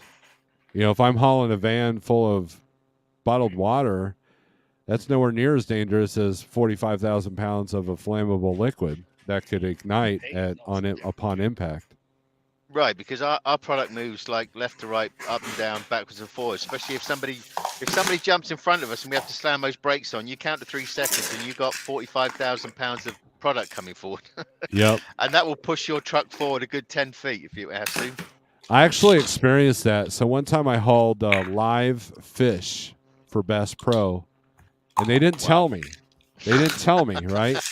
So I remember I was going down US 60 in Missouri, and I came up on a light, and this motorcycle stopped short in front of me at this traffic light. So I slammed on the brakes, and then and the load felt weird. It was a Bass Pro load, which most of those are usually light, but this one wasn't right. Like, you scaled it, the axles are weird. So I slammed on the brakes, and then the truck jumped 5 feet. I had no idea what was going on. So I called my buddy at RBX that they do a lot of Bass Pro. He goes, "Oh, you got fish on." I bet. And of course, the bills only say, generic fishing, whatever. So sure enough, I get to the DC down there in Macon, Georgia. They go, "Don't even dock it. Put it right there. Drop it in the yard." And they open the doors. Sure enough, live fish. I'm like, that might have been some handy information you could have told me, so I could have, learn not to slam on the brakes if needed. I mean, come on. But You it did was a cooking video. yeah. I bet you those fish were a little agitated when they got put in the tanks. Yeah, because required for tanker endorsement to do that. Huh? You didn't have to have a tanker endorsement. Well, I number one, I do have a tank endorsement, but that was before they required it for van Okay. for that kind of freight. So, and it was situations like that that's why they said now you have to have that tank endorsement. So yeah. But no, I got all my endorsements. I got doubles, triples, tank. Well, I dropped my hazmat, but yeah, I had all the endorsements. So. Yeah, It's like when we get scaled out, when we get pulled in by DOT, which is not very often, but a lot of the scales and stuff like that. When we get on there, we have to take our foot off like every second, put it back on, just to try and slow down that surge, because that truck's is sat on this wobbly scale, and then everything's moving. You're trying to slow it down as quick as you can, and you can be sat there sometimes for like 5 minutes, depending on the liquid, because until it settles. Until they can get an ideal weight, because you will have such a huge uplift of weight, then downlift of weight, uplift of weight, downlift of weight. So, and the DOT just love it. They just want you to be overweight, but they never win. So That's like getting your pickup truck and getting one of those big containers of DEF fluid, put in the back of your truck, going down the road, then you stop. Right. Boy, talk about pushing, and you're just like, damn, now I know what these tankers go through. yeah, the surge is what scares a lot of people. We have a lot of people come for training, and they'll put the brakes on, and suddenly they don't understand of why this massive wall hits you, Yeah, you learn and that very freaks quick. people out. We've had people just stop. They won't drive the truck anymore. They don't want to do anymore because it scares the bejesus out of them. You know. I The used to, guy that trained me in CDL school, he was a tanker driver, Right. and he was this big black dude that had the whole Barry White thing. He goes, nice and easy, drive it nice and easy, and he taught us how to shift smoothly, because he goes, man, when you're driving a tank, man, you don't want to drive like a bat out of hell. You don't want to be weaving in and out of traffic. You don't want to be driving like an a-hole, and so the only because that motorcycle got in front of me, I noticed it was strange, but even on turns, I'm pretty conservative. If the says 30-mile-per-hour turn, I'm at 25. I'm just that guy. So Right. I think I would take naturally to tank, but yeah, that's so you're absolutely right. You got to be a smooth driver, and look, I've ridden with some of you drivers, and you guys are like, man, what's the hurry? These guys that do like they're up to 8th gear in the parking lot, the truck stop, like, dude, calm down. When I was training, I was like, look, 3rd gear, man, just cruise. We don't have to we're not drag racing in this parking lot. What's up, Jeff? Right. Oh, don't want to interrupt you, Steve. That's like Go I'm ahead. in school. I had to raise my hand. Raise your hand. You got a comment, Yeah. question, or concern? Yeah, I got to go Uber. So, Well, see thank you you, later. Jeff. Thank you, Jeff, for coming in. Yeah, I got to go do some Ubering for free. That's how suffering the carrier is, man. Jeff's having to Uber for extra money. Yeah, man, I got to go Uber. I Uber 17 times a day. Yeah. So anybody needs an Uber, I can give out Jeff's number. He will come and pick you up. Like, Yeah, no for worries. free. It's free. Yeah. You know? Yeah. Free It's a Uber. He's special- always in special demand. Uber. Got 3 teenagers here with no driver's license. So it's like, hey, my friend's got to go home. Hey, you want to go pick up this other person? Hey. I'm gonna send Jeff one of them taxi things to the top of his car. There you go. Yes, thanks, Stuart. I'm looking for it in the mail.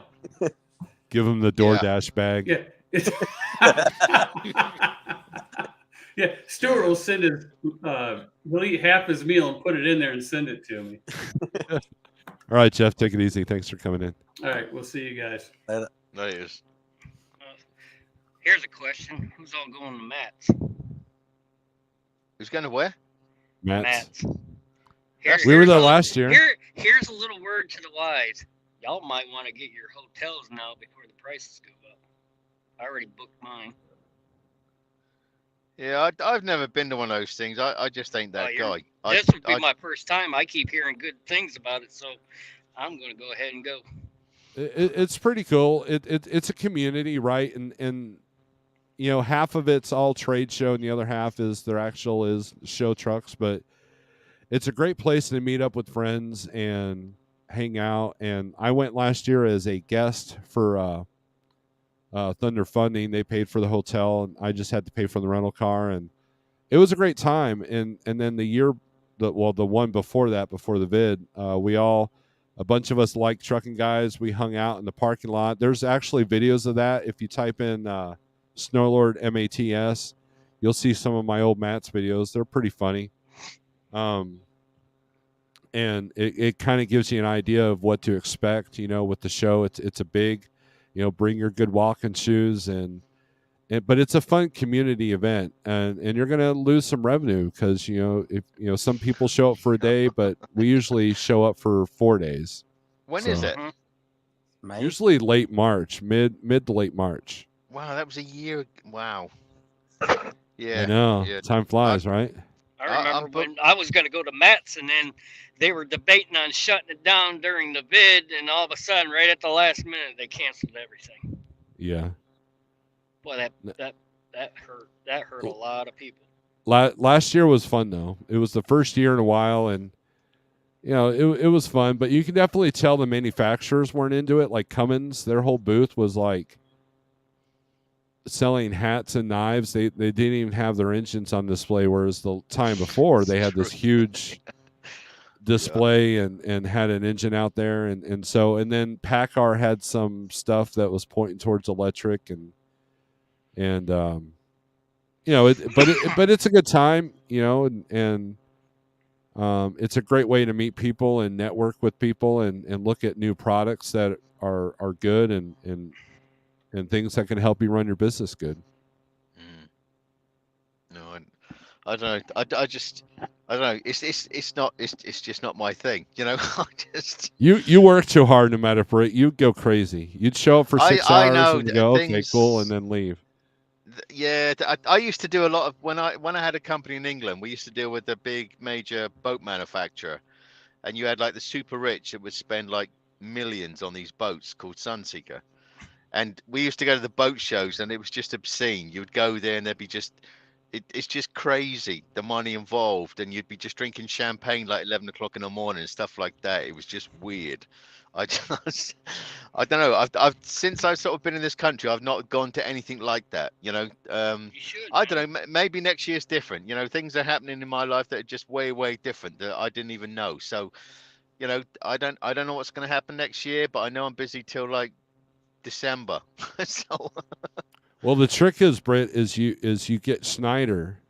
You tell Schneider, hey, why don't you set me up with a booth and some cards, and you pay for my whole trip up there, and you'll be good to go. They even asked me the other day. That was the weirdest thing. But Bob, who's in charge of bulk and some other division and Dory and stuff like that, I had SFI, which is the leasing division, asking me about, why are we losing certain drivers? And I said, well, there's certain things you're telling them that makes absolutely no sense to me. And I said, please do not tell your new drivers certain things. And they actually got onto Bob, and now Bob came on to me saying, what do we need to do to change it? So I told Schneider what they need to do and certain things they need to stop saying because it's crap. They were not coming. They weren't being forthright, And when I get new guys come on to me, I tell them, no, forget what they just told you. This is the way it is. So now Schneider is now changing the way that they train some of this stuff because they're misinforming these people, Well, good on you for pointing that out to him, and good on Schneider for listening to you. Right. So that's excellent. That's a positive step in the right direction. Yeah, I told them as soon as the lease driver comes on, before they talk to anybody at Schneider, they talk to me. And I said, no, tell them what it is. I said, don't listen to what you're being trained because you're being misinformed. And there were two certain things which was absolute crap. And now they've changed it because it's absolute crap. And they're setting these guys up for the wrong direction, and ladies. So anyway. Rule Britannia, like me and Stuart. No, sorry, because Lizzie's gone. Now we've got to deal with King Charles. But anyway, at least there's 2 Brits in it. Anyway, I better jump out anyway because I need to go to bed because this old gets tired. So, but Thanks, Steve, thanks for coming. I appreciate you letting me come on this. And hello, Mr. Top Dog and Stuart, hobby driver. Yeah. Hobby truck. The best man in and Hobby out. trucker, that's the one. All right, mate. I'll catch you another day. Later. Thank you, Britt. You're Laters. awesome. Bye. Nomadic Brit, everybody. A legend, man. Legend in the tanker division.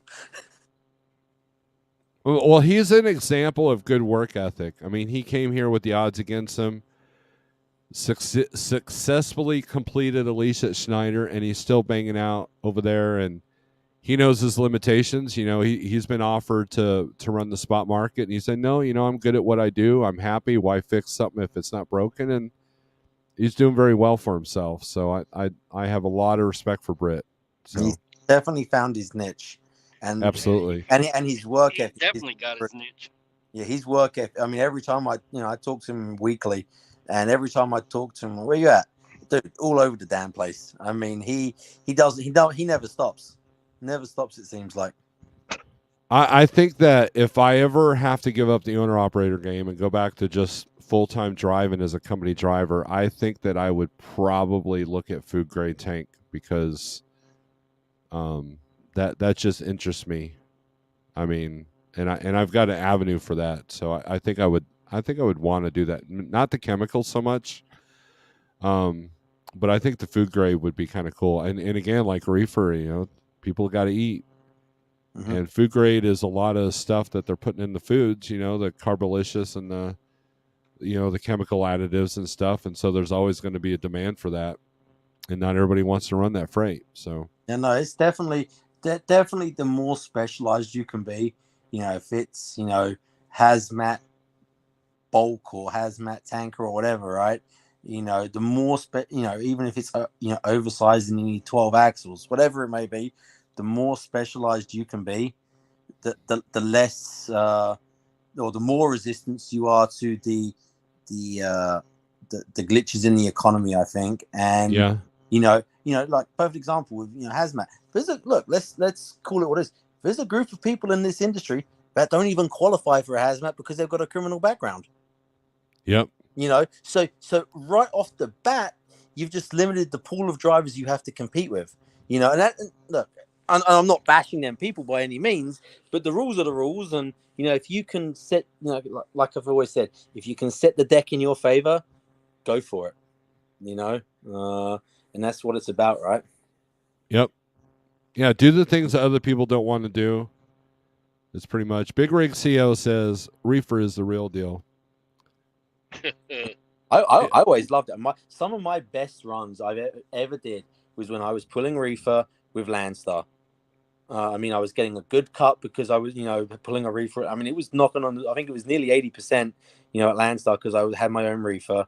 And then when I was doing the paint runs, Sherwin-Williams, it was hazmat, and I had to protect from freeze, so I had to put it in heat mode and go up to Reno in the middle of winter. I mean, I think I was coming out of where was I at? Oh, I was coming out of West Memphis up to Reno for $9,000. Some of the best. I tell you, they run some crazy out. One day you're driving days, next day you're in the middle of the night. They're all over the place. Oh, my hat's off to them. The best money for reefer, and I know this from my Landstar experience, as Stuart pointed out. Number one, reefer's not as prominent at Landstar, so you've got an advantage over all these dry-van guys. But the best paying stuff in reefer is refrigerated pharmaceutical and refrigerated hazmat. Mm-hmm. Yep. You will always make money with that stuff, always, because when it's 20 below zero, they need to keep the paint from freezing. And then pharmaceuticals, it's usually high value, and you know, you can't let, you know, the diabetic medicine, you know, get warm or whatever, so they pay you extra for that. And if you can find, you know, the brokers that have that, or the direct customers that have that, man, you're set. Yep, it's definitely once again that niche thing. I mean, a perfect example was one out of Jacksonville when I was living in Florida, was the Marine base, the sub base, and it'd go up to Connecticut. And it was foam, expandable foam that had to stay within a certain temperature. It was in big 55-gallon drums, and they said you need to keep it at this temperature because if it loses that temperature, something to do with the acoustic value for these nuclear subs. And I tell you, it was paying stupid money for coming out of Florida, you know. You know, when you get in with them agents, it was good. You know, the thing that drove me away, I'll be straight up, the thing that drove me away from Landstar was every damn agent that was just pulling stuff off the DAT load board and trying to, you know, hustle it onto me when it was a little bit slower. You know, that used to drive me up the wall. You know? Yeah, and they were racing to the bottom. The agents were bidding lower than the other agents. I used to do shopping carts out of Wagner, and it got to the point that the agents were underbidding each other where those loads weren't worth it anymore. Big Rig CEO says hazmat insurance is too expensive. I think the trick is getting up to that 5-year mark on your authority. I think that helps the chances, because I know a small carrier that has hazmat, and they had to wait about 5 years before they got it, so it wasn't like stupid expensive. I think there's a lot more back office stuff with hazmat as well. I'm pretty sure you have to individually deal with each individual state you're going to pull through and be permitted through. You know, you get like a yearly permit to pull hazmat. Like I know Illinois was one of them. You know, they send these hazmat permits out all the damn time. You know, I mean, and obviously the insurance is another factor. You know. Why do you keep saying "oops"? Big Rig? Did you drop your phone? Did you burn yourself again on the fire pit? But yeah, I mean, look, and also in the wintertime, freeze protect. You know, that bottled water, or that Coke or Pepsi. You know, it gets on the reefer and it makes van really thin if there's like a polar vortex going through the country. So yeah, but. All right, guys, I think I'm going to end this feed. I don't want to be on here all night. I'm not James Best, so I appreciate you guys coming in. Top Dog, I appreciate the input you've given us nice with meeting you there, your brother. flatbed. So we appreciate, and we'll do more of these. And so I really appreciate you guys. I appreciate the people who have come into the chat. Okay, that's why it says oops. It's actually emojis that James is posting. Okay, it looks silly on my side. All right, well, later, man. So, right, Stuart, take thanks care for now. coming in. And Top Dog, thanks for coming in. I appreciate both of you guys. Thank you very much. Peace. So, guys, thanks for watching. And, and we'll see you Monday morning. So, with that being said, strength for today, hope for tomorrow. Bang your head. Peace.